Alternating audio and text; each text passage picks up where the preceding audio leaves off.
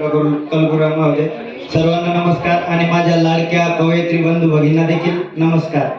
आमचा एक कवी फार छान म्हणतो, तू ही मैना मी ही रागू, तू ही मैना मी ही रागू आणि आयुष्यभर निष्ठ आठवणीवर जगू. तर मित्रांनो, आज खरं तर खूप आनंद वाटतो. काही नवीन कवी होते, काही जुने कवी होते, काही हाडाचे कवी होते, काही ताडाचे कवी होते, काही तोड्याचे कवी होते, म्हणजे असे सगळ्या प्रकारचे कवी होते.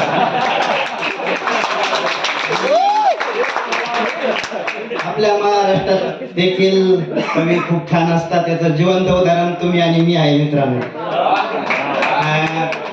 सर, सकाळपासून सरांनी जे शब्द दिला होता आम्हाला, तुम्हाला आम्ही लस्सी देऊ, अल्पहार देऊ, सरांनी पूर्ण केला, त्यासाठी द्यावे तेवढे धन्यवाद कमी आहे सर. कारण आम्ही खूप दुरून आलो, संभाजीनगरवरून. सकाळी उपवास आलो आणि मग जेवणाच्या आसपास युनिव्हर्सिटीला सोय नव्हती, पण सरांनी दिलेला शब्द पूर्ण केला आणि खिचडी खाल्ल्यानंतर